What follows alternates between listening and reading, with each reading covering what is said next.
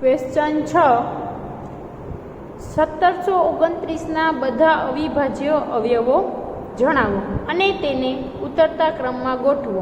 હવે તે બે ક્રમિક આવેલા અવિભાજ્ય અવયવોમાં જો કોઈ સંબંધ હોય તો લખવાનું છે। તો હવે એમાં આપણે પહેલાં શું કરશું, જેમ આપણે અવયવ પાડતા એના અવયવ પાડી લેવાના। તો આપણે છે 1729, તો આપણે અહીંયા એના અવયવ પાડીએ 1729ના, અહીંયા લખાય 1729।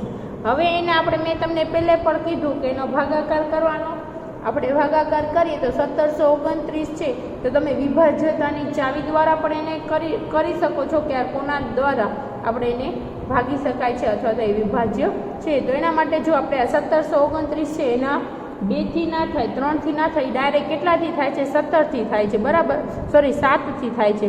તો એના માટે આપણે અહીંયા એનો 1729 ને 7 વડે એનો ભાગાકાર આપણે કરીએ તો કે 7 એકુ 7, 7 દુ 14, 17માંથી 14 જાય, કેટલા વધે? 3, ઉપરથી ઉતાર્યા 2, તો 7 ચોક 28। હવે 32માંથી 28 જાય એટલે કેટલા વધશે? 4, ઉપરથી ઉતાર્યા 9, તો કે 27 49, એટલે કે એને આપણે 7 વડે ભાગાકાર કર્યો એટલે કે એનો અવયવ શું મળ્યો? 7, અને એના કેટલા વડે? એટલે કે 247। હવે 247 ગુણ્યા 7 કરો તો 1729। હવે 247નો ભાગાકાર કરવાનો, તો એના માટે આપણે કરીએ અહીંયા 247। હવે એ ડાયરેક્ટ છે ને 13 થી થાય છે, તમે વિભાજ્યતાની ચાવી દ્વારા નક્કી કરો છો, કરી શકો છો કે કોના દ્વારા એને આપણે અવયવ પાડી શકીએ, એના ભાગ પાડી શકીએ। તો 13 થી 13 એકુ 13, હવે 4માંથી 3 જાય 1, 2માંથી 1 જાય તો 1, બરાબર 11 આવ્યા, અને અહીંયા 3 મોટા 13 મોટા છે એટલે ઉપર નીચેથી ઉતાર્યા 17, તો 13 નવા 117, બરાબર, 13 નવા 117માંથી 117 જાય તો 0 0, તો અહીંયા શું આવશે? તો કે 13, અને અહીંયા આવશે 19, એટલે 19 ગુણ્યા 13 કરો તો 247। હવે એમાં આપણે જો 19 જોવાનું, તો 19 કોના ઘડિયામાં આવે? તો પોતાનામાં જ ઘડિયામાં, એટલે 19 એકુ 19, તો એના અવયવો આપણને શું મળ્યા? તો કે આ અવયવો મળી ગયા। તો અહીંયા લખવાનું કે 1729ના બધા અવયવો શું મળ્યા? બધા અવયવો તો અહીંયા લખું છું નીચે, આ જે અવયવો મળ્યા એ 7, એને ગુણ્યા 13, એને ગુણ્યા 19। હવે આપણને અવયવો તો મળી ગયા, તો જો લખેલો તો અવયવો જણાવે તો એ આપણે તેને ઉતરતા ક્રમમાં ગોઠવવા, તો આ અવયવોને શું કરવાનું છે કે ઉતરતા ક્રમમાં ગોઠવવાનું છે। તો અહીંયા લખું 1729ના અવિભાજ્ય અવયવો ઉતરતા ક્રમમાં,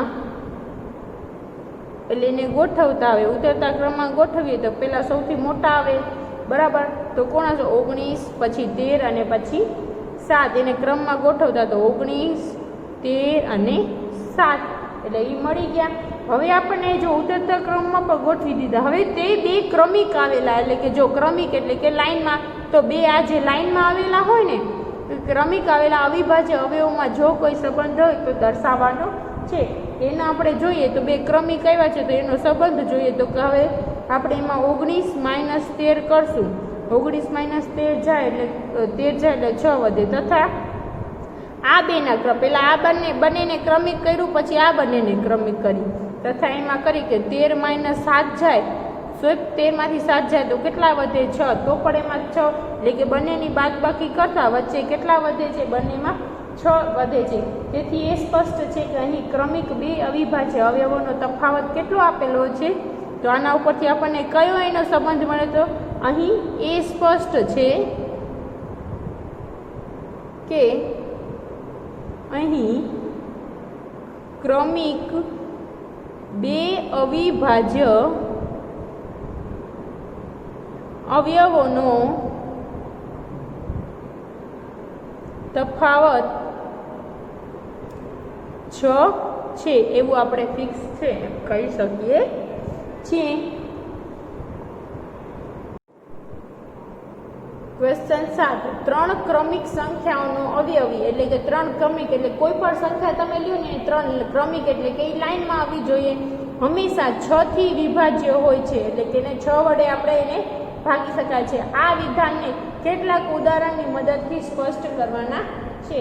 તો એના માટે આપણે ક્રમિક સંખ્યા લેવી પડે. તો એમાં આપણે ક્રમિક સંખ્યા લઈએ તો એમાં પહેલી એક ક્રમિક સંખ્યા લખીએ તો આપેલ ક્રમિક સંખ્યા આપણે ક્રમિક સંખ્યા એટલે કે એની આપણે ક્રમિક સંખ્યા લઈએ તો ક્રમિક સંખ્યા લેવી હોય તો ત્રણ ક્રમિક લેવાની છે. તો કે 3 તો એમાં કઈ આવી શકે 3 તો કે 8, 9 અને 10 આપણે લઈએ છીએ બરાબર. 8, 9 અને 10 એ 3 લઈએ તો હવે એ ત્રણેયનો આપણે ગુણાકાર કરવો હોય તો કે ત્રણેય સંખ્યાનો ગુણાકાર કરવાનો. તો કે 3 સંખ્યાઓનો ગુણાકાર. હવે એ સંખ્યા 8 એને ગુણ્યા 9 એને ગુણ્યા 10. 8 9 72 ગુણ્યા 10 કરો એટલે કે 720. તો 720 નો પ્રથમ અવયવી કોણ આવે? એમાં આપણને શું કીધું? ત્રણ ક્રમિક સંખ્યાનો અવયવી હંમેશા 6 થી વિભાજ્ય હોય છે. એટલે કે આપણે આ ત્રણ સંખ્યા લીધી 8 9 10 એનો જે ગુણાકાર કર્યો ને એને આપણે 6 વડે વિભાજ્ય છે કે નહીં એના માટે આપણે શું કરવો પડે? એનો ભાગાકાર કરવો પડે. તો કે 720 એને ભાગ્યા કેટલા કરવાના છે? 6. 6 એકુ 6, 7 માંથી 6 જાય કેટલા વધે? 1 ઉપરથી ઉતાર્યા 2. 6 દુ 12, 12 માંથી 12 જાય તો 0 ને આ જે 0 વધ્યો એ આપણે ઉપર. તો એને આપણે 6 વડે ભાગી શકીએ છીએ. તો કે હા જુઓ એવું 720 ભાગ્યા 6 કરો તો તમને કેટલા મળશે? 120. તો એ 6 વડે શું છે? હંમેશા 6 થી વિભાજ્ય હોય છે. તો આ બરાબર જ છે. એને આપણે 6 વડે એને ભાગી શકીએ બરાબર.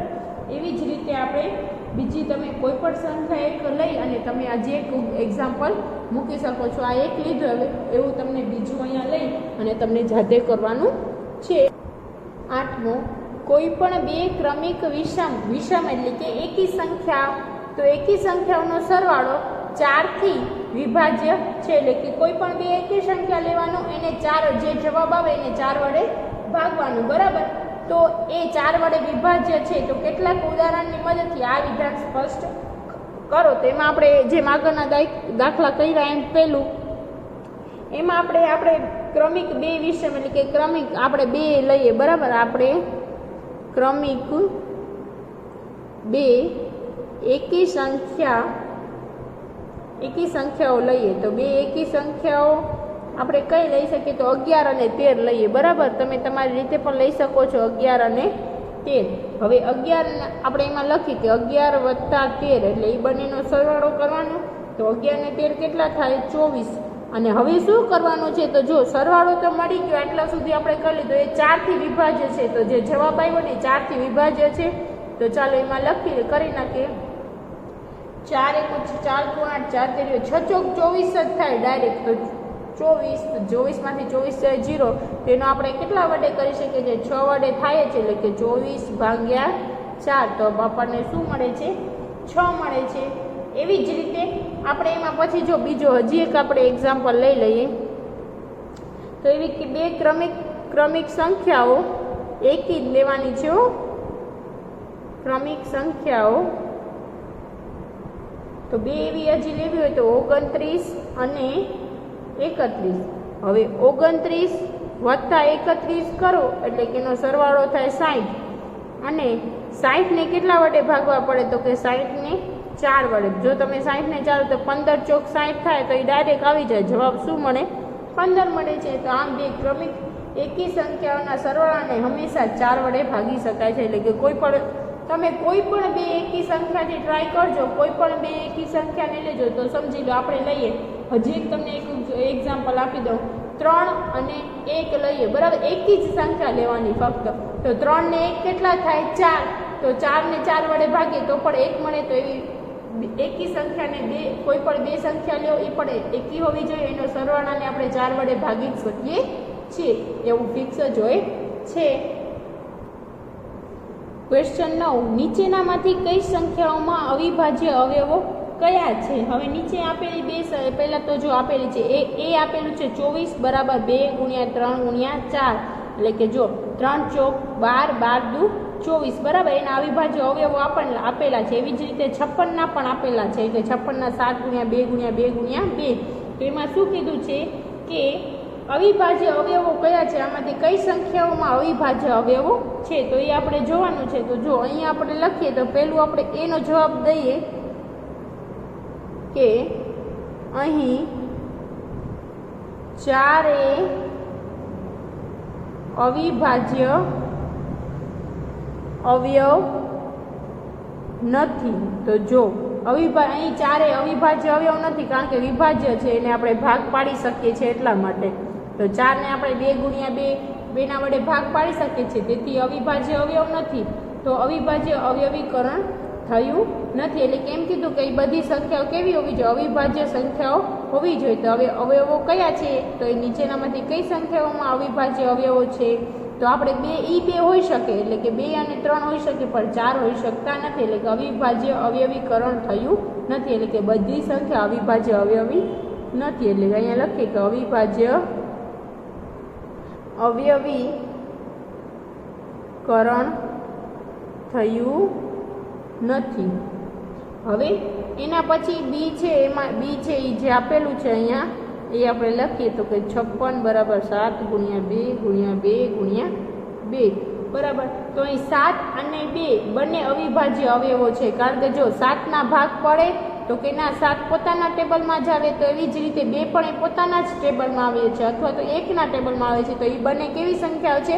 અવિભાજ્ય સંખ્યાઓ છે. તો અહીં લખવાનું અહીં 7 અને 2 બંને અવિભાજ્ય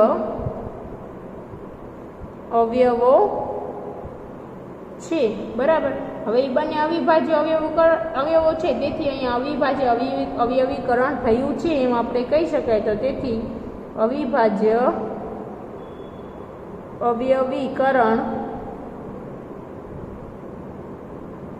થયું છે એમ આપણે કહી શકીએ છીએ. તો મેં એ અને બી કરાવ્યું, એના જેવા હજી બે બીજા સી અને ડી છે એ તમને આવી જ રીતે જાતે કરવાના છે, જે સાવ સહેલા છે, કંઈ નથી કરવાનું એમાં બીજું વધારે. 10મું 25,110 એ 45થી વિભાજ્ય છે કે નહીં તે નક્કી કરવાનું છે. ખાલી એમ નથી કીધું કે ના, એટલે કે એના અવયવો પાડો કે વિભાજ્ય, ખાલી નક્કી કરવાનું છે એ છે કે નહીં. તો એમાં નોંધમાં શું આપેલું છે? 5 અને 9 એ સહ અવિભાજ્ય સંખ્યા છે. તો 5 અને 9 ક્યાં થયો? તો કે 45 છે, તો એના 5 એટલે 5 ગુણ્યા 9 કરો તો કેટલા થાય? 45. એટલે કે આનો ને આનો ગુણાકાર કરો, 5 ગુણ્યા 9 કરો તો એ કેટલા થાય? 45 થાય. એટલા માટે 5 અને 9 આપેલા છે. તો 5 અને 9 એ સહ અવિભાજ્ય સંખ્યાઓ છે. આપેલી સંખ્યાને 5 અને 9ની વિભાજ્યતાની ચાવીથી ચકાસવાનું છે. તો આપણને એમાં આપેલું જ છે નોંધમાં કે આપણે તેનો ઉપયોગ કરવાનો છે, વિભાજ્યતાની ચાવીઓનો. હવે જો સંખ્યા બે ક્રમિક સહ અવિભાજ્ય સંખ્યાઓથી વિભાજ્ય હોય તો સંખ્યા તેમના ગુણાકારથી પણ વિભાજ્ય હોઈ શકે છે, બરાબર. તો પહેલાં તો આપણે જો અહીંયા 45 આપેલા છે, તો કે 45 બરાબર શું થાય? 5 ગુણ્યા 9, જે મેં તમને ઉપર કીધું, જ્યાં 5 અને 9 એ સહ અવિભાજ્ય સંખ્યાઓ છે. સહ અવિભાજ્ય સંખ્યાઓ છે. હવે એમાં આપણે જો તો પહેલાં તો આપણે 5ને શું હતી વિભાજ્યતાની ચાવીઓ? તો 5 કહીએ તો કાં એનો છેલ્લો અંક એટલે કે એકમનો અંક કાં 0 હોવો જોઈએ ને કાં તો 5 હોવો જોઈએ. તો એને આપણે વિભાજ્ય એટલે કે એને આપણે તો જે આપણે 5 અથવા તો 0 વડે હોય તો જે થઈ શકે છે. તો અહીંયા લખી શકીએ કે સંખ્યા 25,110 નો એકમનો અંક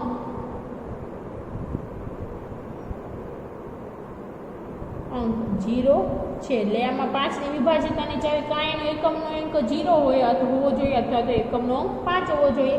તો એમાં તો એકમનો અંક 0 છે જ, આપેલું જ છે એમાં 0, તેથી આપણે છે 0 છે, તેથી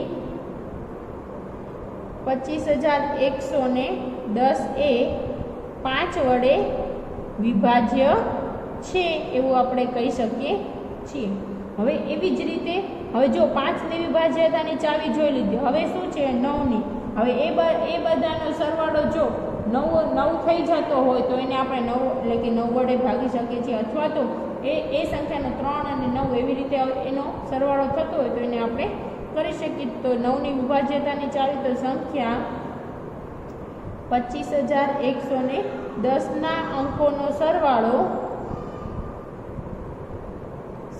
કરવાનો આવે. 25,000માં કયા કયા અંકો? 2 ગુણ્યા 5 વત્તા 1 સોરી 2 વત્તા ગુણ્યા ને 2 વત્તા 5 વત્તા 1 વત્તા 1 વત્તા 0 બરાબર.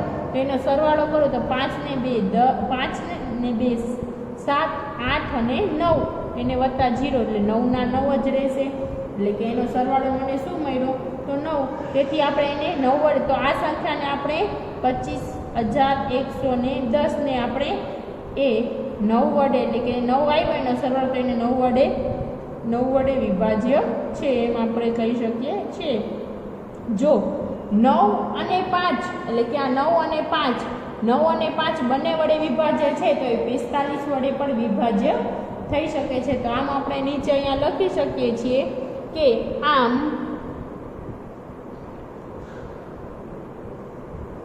25,110 એ 5 વડે અને 9 વડે વિભાજ્ય છે, જ્યાં 5 અને 9 એ સહ અવિભાજ્ય સંખ્યાઓ છે. તેથી આપણે એમાં લખી શકીએ છીએ કે હા કે 25,110 એ 45 થી વિભાજ્ય છે એમ આપણે કહી શકીએ છીએ. ક્વેશ્ચન 11. કોઈ એક સંખ્યા હશે જે સંખ્યા 18, 2 અને 3 બંને એટલે કે 18 છે બરાબર. 18, 2 અને 3 બંને સંખ્યાઓની વિભાજ્ય તે 2 ગુણ્યા 3 બરાબર 6 થી પણ વિભાજ્ય છે. એ જ પ્રમાણે એક સંખ્યા 4 અને 6 બંને સંખ્યાથી વિભાજ્ય છે. તો એવી સંખ્યા છે 2 અને 3 થી પણ વિભાજ્ય છે અને 4 અને 6 થી પણ વિભાજ્ય છે. તો શું આપણે કહી શકીએ કે તે સંખ્યા 4 ગુણ્યા 6 એટલે કે 4 6 24 થી પણ વિભાજ્ય હશે? જો નહીં તો તમારા જવાબને ચકાસવા માટે એક ઉદાહરણ આપવાનું છે. તો એને આપણે લખી શકીએ કે આપેલી સંખ્યા 2 સહઅવિભાજ્ય સંખ્યાઓ વડે વિભાજ્ય હોય. એટલે કે સહઅવિભાજ્ય શું કામ? કારણ કે જો 2 ગુણ્યા 3 અથવા તો 3 ગુણ્યા 2 બંને એક જ આવે. એટલે કે 2 સહઅવિભાજ્ય સંખ્યાઓ હોય તો તેમના ગુણાકાર વડે સંખ્યા વિભાજ્ય હોય એવું આપણે કહી શકીએ છીએ. તો અહીંયા આપણે એવી લઈએ તો કે અહીં 2 સહવિભાજ્ય લઈએ. અહીં 2 અને 3 એ સહઅવિભાજ્ય સંખ્યાઓ છે. એટલે કેવી છે? 2 સંખ્યા સહઅવિભાજ્ય. તો 18 તેથી 18 એ તેમના ગુણાકાર 2 ગુણ્યા 3 વડે એટલે કે 2 તેરી કેટલા થાય? 6. તો કે 6 વડે વિભાજ્ય છે એમ એણે કીધું છે બરાબર. તો હવે એમાં આગળ આપણને આપેલું હતું કે એક સંખ્યા 4 અને 6 તો કે 4 અને 6 એ સહઅવિભાજ્ય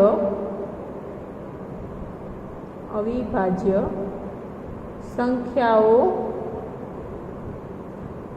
નથી. એટલે કે 4 અને 6 છે એ 2 સહઅવિભાજ્ય સંખ્યાઓ નથી. તેથી આપણે કહી શકાય કે તેથી એનામાં આપણે નીચે આગળ જોઈએ. તેથી સંખ્યાને 4 અને 6ના ગુણાકાર એટલે કે જો એ અવિભાજ્ય તો નથી તો એ બંનેનો ગુણાકાર 4 અને 6 એટલે કે 4 ગુણ્યા 6 એટલે કે એનો ગુણાકાર શું થયો તો કે 24. તો તે 24 વડે વિભાજ્ય નથી. એટલે કે શું કીધું, જો એ સહ અવિભાજ્ય છે બરાબર, તો એમાં 4 અને 6 એ સહ અવિભાજ્ય નથી, તો એના ગુણાકાર વડે પણ સહ અવિભાજ્ય નથી. જો એ સહ અવિભાજ્ય હોય તો એના ગુણાકાર વડે પણ એ વિભાજ્ય હોવી જોઈએ બરાબર. તો 4 અને 6 એ સહ અવિભાજ્ય નથી, તો એનો જે આપણે ગુણાકાર કર્યો કે 4 6 24, તો 24 વડે પણ એના ગુણાકાર વડે વિભાજ્ય નથી. તો બીજી હજી એક લેવી હોય તો બીજી હજી એક આપણે લઈએ, તો બીજી એક સંખ્યા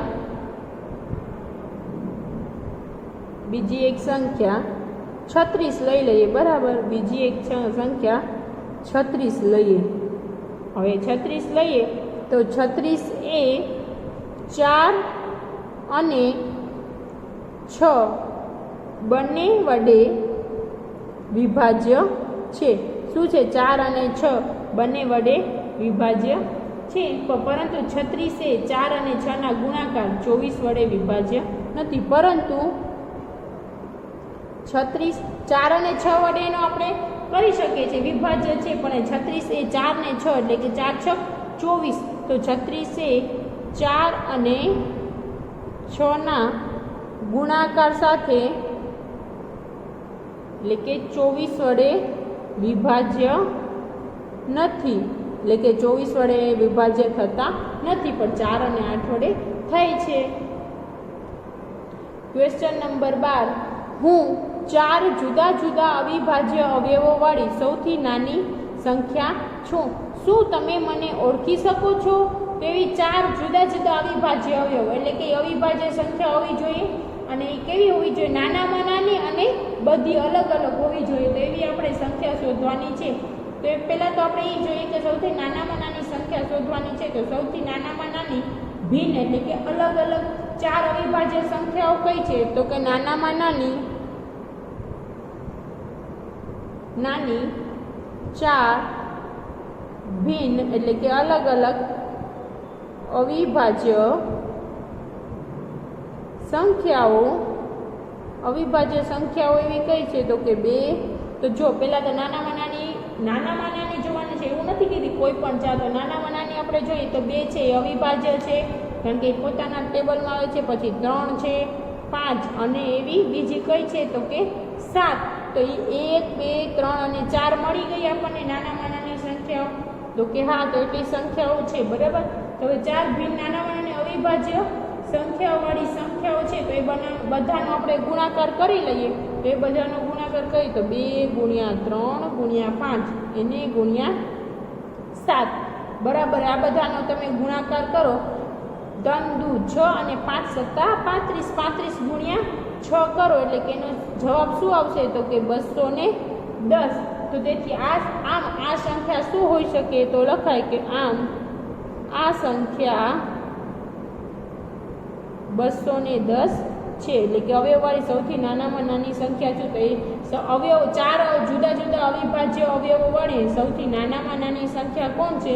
તો કે 210 છે, એવું આપણે કહી શકીએ છીએ.